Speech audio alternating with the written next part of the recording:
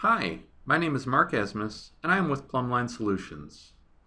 In this video, I'm going to walk through how to use the new Server Wizard to configure Application Server for use with Microsoft Dynamics SL. Prior to working in Application Server, you need to have Outlook 2010 or Outlook 2013 installed and configured on the machine for this user. You will need to log into Windows as the user who will be running the Application Server. Finally, you need to be logged into Microsoft Dynamics SL. I have already completed the prerequisites, so let's get started on configuring Application Server. Feel free to pause the video at any time or back up to have something repeated. Within Microsoft Dynamics SL, select the Foundation module. Then select New Server Wizard.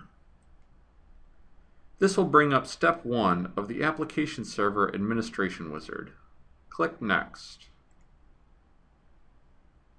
Select the SL user the Application Server will run as. In this example, I am selecting sysadmin. Click Next. Step 3 appears. You may configure polling interval and maximum requests. The default of 5 is recommended. Enter the Outlook profile ID. It typically defaults to Outlook, so that is what I will enter here. Select the temporary directory. You can either type the directory or click Browse. Consider creating a new directory on the computer that you can control the security on. If you will be using Application Server to send quick send requests, confidential information such as payroll direct deposit slips or customer invoices may get stored in this directory, so take care to limit the access to this folder in Windows. Click Next. Now I'm at step 4. Here you can enter a maximum number of log entries. I recommend entering 5,000 entries in 30 days. This allows plenty of entries to be able to track down what is going on in Application Server. If you leave the default of 0, then there is no limit and the log can get cluttered. Click Next. Step 5 appears. Enter how many days to keep completed requests. This setting may depend on your company's retention policies. Enter 0 for no limit, or 365 to keep things for a year, or whatever you choose. Click Next. In step 6, you need to select whether you want to keep or delete completed non-quicksend requests from the temp directory. To avoid clutter, keeping the default of delete non-quicksend requests is recommended. The next section controls whether you want to allow users to email requests to the Application Server. This is not to be confused with applications sending emails out to users. By enabling this feature for either reports or for all, valid Microsoft Dynamics SL users can email Application Server requests to process reports or transaction import requests. If you do not plan to use this feature, leave the default setting of off. Again, this setting does not impact the ability of Application Server to send emails such as quick send requests. Select Next.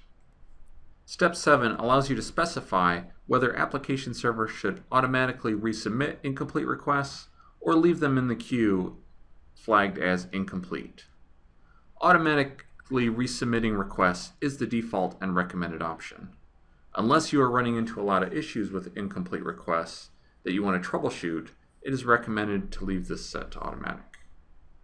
Click Next. Almost done. In step 8, we want to select the groups or users who will have access to submit requests to this Application Server. I will select the Everyone group so that all of my users have access to use this Application Server instance. Finally, in step 9, select the groups or users who will use this Application Server instance as their default.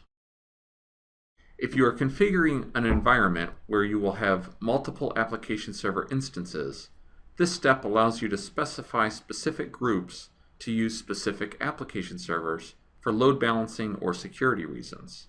Since I only plan to have this single application server instance, I will select the Everyone group.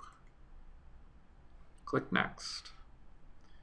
I'm now at step 10, and this completes the wizard. I'll select Finish. My application server is created. To verify that things are working, let's launch application server.